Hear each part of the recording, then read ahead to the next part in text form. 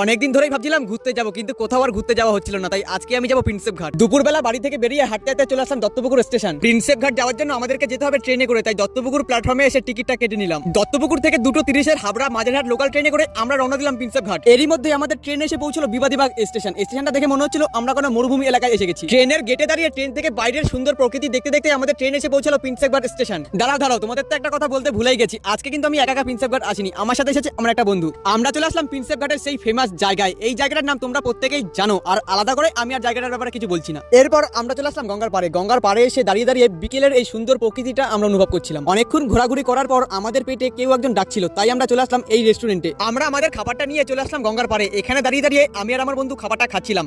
গঙ্গার পাড়ে দাঁড়িয়ে দাঁড়িয়ে কোনো কিছু খাওয়ার শান্তিটা কিন্তু আলাদাই। খাওয়া দাওয়ার পর আমরা চলে আসলাম বাবুঘাট। এখানে সন্ধ্যা আরতির জন্য প্রস্তুতি চলছিল। তারপর আমরা হাঁটতে হাঁটতে চলে আসলাম ইডেন গার্ডেন স্টেশন। আর আজকের এই ব্লগটা কেমন লাগলো অবশ্যই কিন্তু কমেন্ট করতে ভুলো না। আজকের মিনি ব্লগটা আমি এখানে এন্ড করছি। টাটা।